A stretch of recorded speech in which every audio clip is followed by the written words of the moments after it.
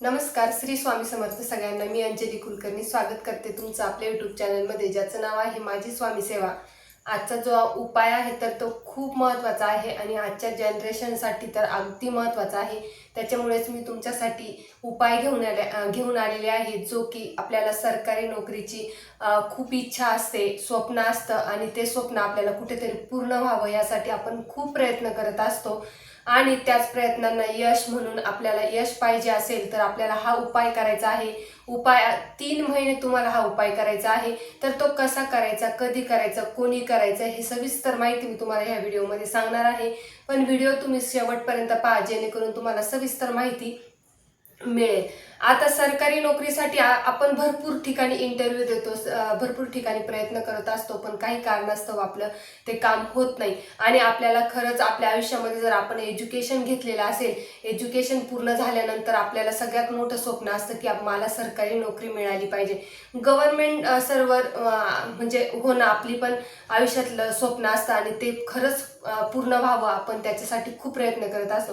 पण माझं म्हणजे नाही का, मी तुम्हाला सांगायचा हाच प्रयत्न करत असते की मी जरी उपाय तुम्हाला सांगत असते तर त्याच उपायाबरोबर आपल्याला कष्ट सुद्धा तेवढेच करायला पाहिजे. आणि आपले कष्ट प्रामाणिक असेल, कर्म चांगले असतील तर आपल्याला उपायाचा 100% फरक पडत असतो. असं काही नाही आपण फक्त उपाय करतोय आणि त्याच्यासाठी प्रयत्नच करत नाही. हो, एज्युकेशन तुम्ही घेताय, मान्य आहे, एज्युकेशन पूर्ण झालंय, ठीक आहे. पण एज्युकेशन जरी पूर्ण झालेलं असलं तरी इंटरव्ह्यू आपल्याला माहिती आहे, जर आपण इंटरव्ह्यू देतोय तर इंटरव्ह्यू देण्यासाठी सुद्धा आपल्याला खूप प्रयत्न करावे लागतात, खूप ठिकाणी फिरावं लागतं. आणि आपण जिथे खूप देव परीक्षा घेतो, परमेश्वर जेव्हा परीक्षा घेतो ना, तर त्या परीक्षेला आपल्याला पास व्हायचं असतं. म्हणून उपाय करतोय आपण आणि ठीक आहे, आपल्याला आपण घरी बसलेलो आहे, आपल्याला कॉल येईल या जर आशेवर तुम्ही बसत असाल तर ती चुकीचं आहे. उपाय तर तुम्हाला 3 महिने करायचा आहे, पण 3 महिन्यात तुम्हाला अतोनात प्रयत्न करायचे आहे, खूप अभ्यास करायचा आहे. म्हणजे अभ्यास तर आपण केलेला असणार आहे, आपल्याला परीक्षा पण आपण. आणि हा उपाय फक्त परीक्षेसाठी नाहीच, तर तुम्हाला खूप मोठ्या जर परीक्षा द्यायच्या असतील, इंटरव्ह्यू तुम्हाला जर पास व्हायचा असेल तर तुम्हाला हा उपाय अत्यंत प्रभावी आहे. हा उपाय तुम्ही करा.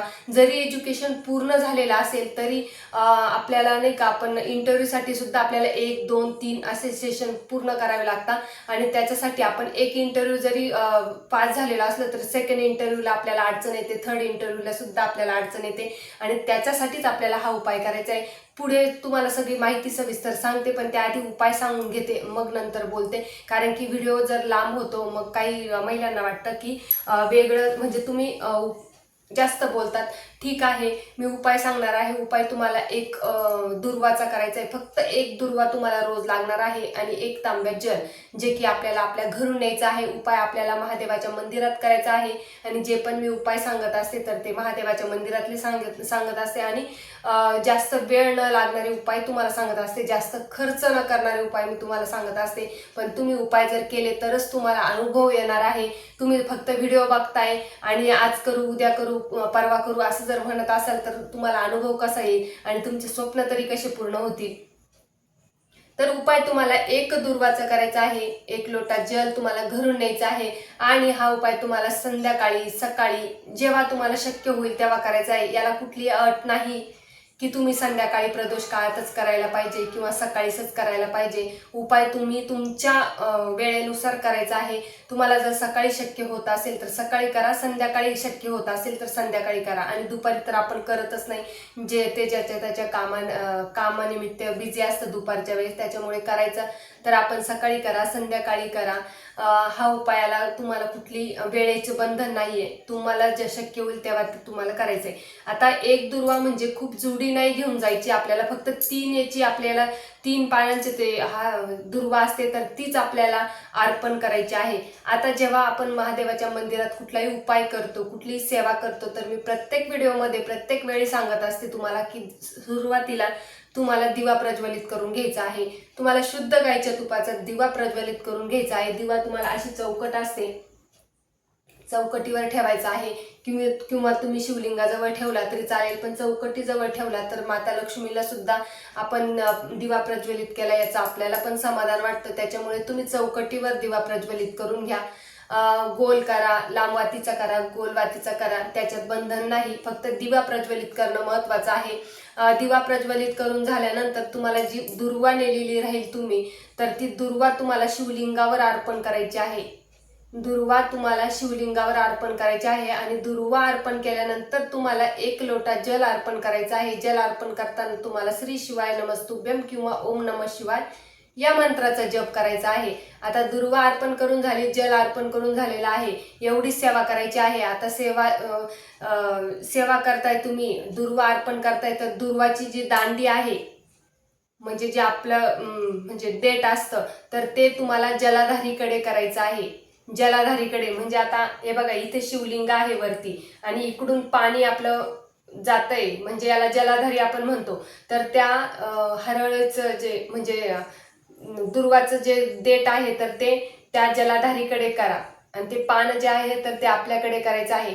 परत एकदा सांगते की जे देठ आहे, दुर्वाचं देठ आहे, तर ते जलाधारीकडे करा. आणि ह्या छोट्या छोट्या चुका आपण करत असतो. म्हणजे कसं आहे बघा, आता तुम्ही पूर्ण व्हिडिओ बघताय आणि तुम्ही सेवा जरी करताय, पण एखाद्या वेळेस असं आहे ना, का आपण जरी व्हिडिओ पूर्ण पाहिलेला असला आणि जर हेच विसरून गेले का नेमकं देठ त्या बाजूनी करायचं की ह्या बाजूनी करायचंय आणि ते विसरून गेले, बऱ्याच वेळेस होतं असं, काही नाही तुमचंच होतं, माझं सुद्धा कधी कधी होऊन जातं का एखाद्या वेळेस माझं ते जे महत्त्वाचं असतं ना तेच माझ्याकडून कधी कधी राहून जातं. कधी कधी व्हिडिओमध्ये सांगायचं सुद्धा राहून जातं. नंतर मग मी शेवट सुद्धा सांगते, जे महत्त्वाचे पॉईंट असतात ते माझं बोलता बोलता राहून जातं आणि मग ते व्हिडिओच्या शेवट सुद्धा मी सांगते.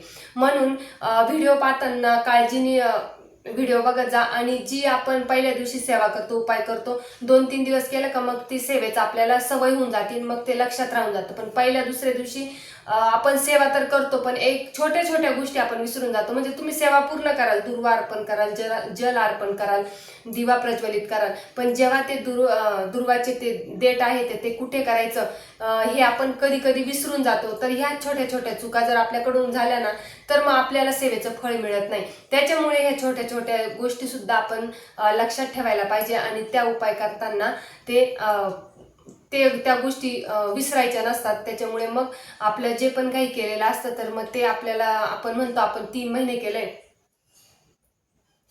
2 महिने सेवा केली ताई, महिनाभर केला, पण आम्हाला अनुभव येत नाही. म्हणून काही गोष्टींना अशा चुका आपल्याकडून होत असतात, कळत न कळत होतात त्या, काही आपण जाणून बुजून करत नाही. आपण जर 3 महिन्याची सेवा करतो तर आपण अगदी मनापासून करत असतो.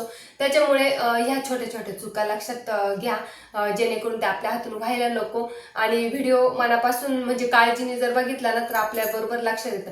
बस एवढी सेवा तुम्हाला करायची, एक दुर्वा आणि जल अर्पण करायचे. फक्त दुर्वाचं देठ जे आहे, काडी जी आहे, दांडी जी आहे, तर ती जलाधारीकडे करायची आणि जे 3 पानं असतात तर ते आपल्याकडे करायचे. परत परत सांगण्याचा उद्देश हाच की तुम्ही विसरू नये असं. त्याच्यामुळे मग तुम्हाला कळावं म्हणून मी तुम्हाला 2-2, 3-3 वेळेस सारखी सारखी सांगत असते.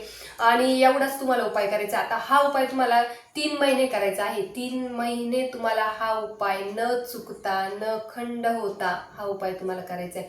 आता ताई तुम्ही म्हणाल, ताई आम्हाला वेळ नाही, आम्हाला 8 दिवस इकडे जायचं, आम्हाला 8 दिवस तिकडे जायचंय.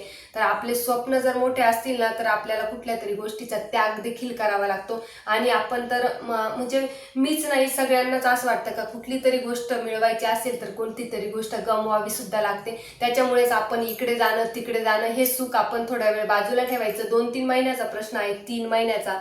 त्याच्यामुळे 3 महिने आपण ते तर करू शकतो आपल्या स्वतःसाठी, आपल्या फॅमिलीसाठी. आणि हा उपाय जो आहे ना, तर ज्याला सरकारी नोकरी हवी आहे तर त्यांनीच हा उपाय करायचा आहे.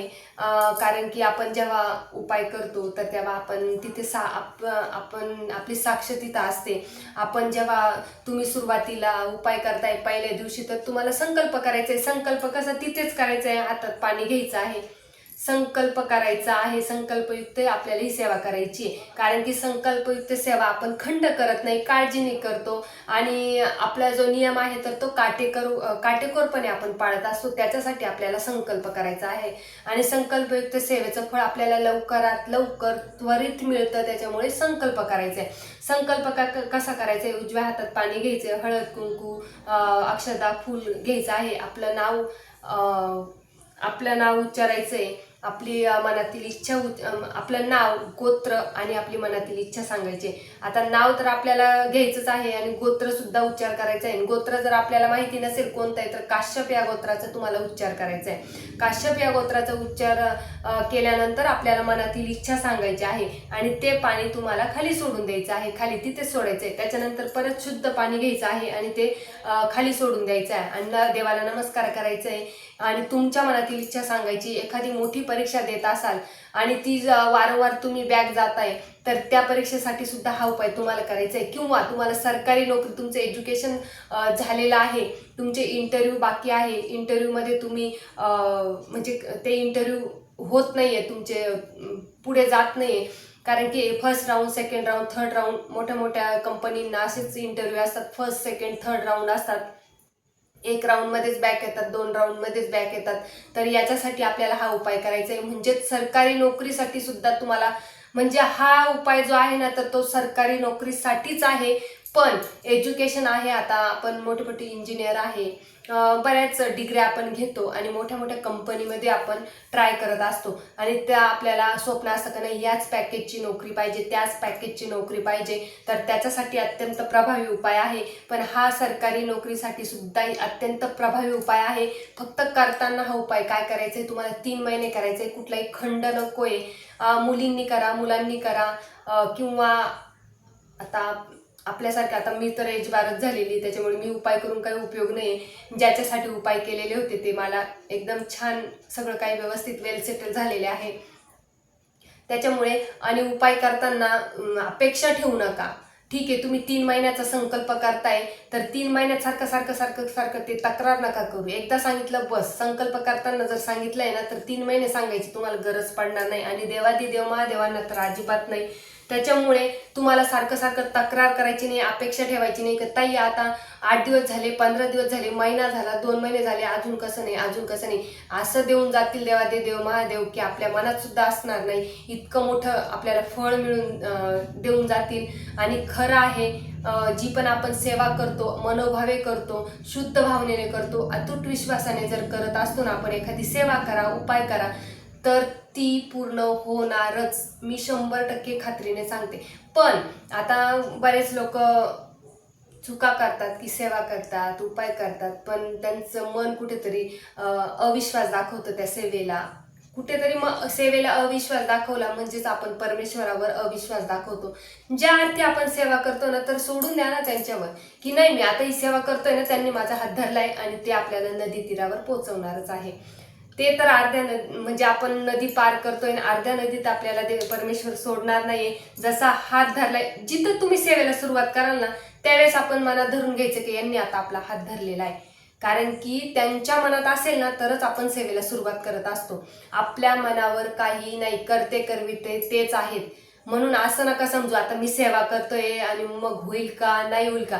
ज्या अर्थी तुम्ही संकल्पयुक्त सेवेला, कुठल्याही सेवेला, कुठल्याही उपायाला जर सुरुवात करणार असाल, केलेली असेल, तर मनात असा विश्वास ठेवायचा आहे की आपण जर सेवेला सुरुवात केली आहे तर महादेवांनी आपला हात धरलाय, तो आता काही सोडणार नाही. त्याच्यामुळे विश्वासाने सेवा करा.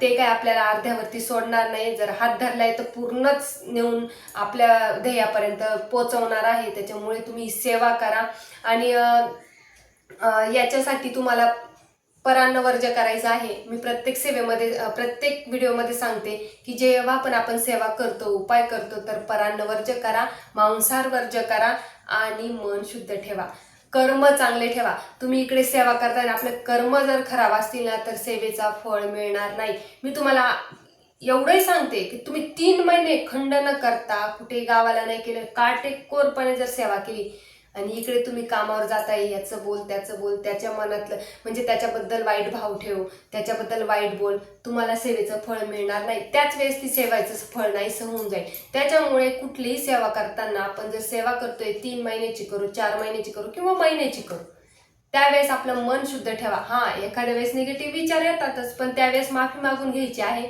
आणि आपल्या सेवेला सुरुवात करायची. का जे पण काही माझ्याकडून चुकलं असेल दिवसभरात तर ते माफ करा.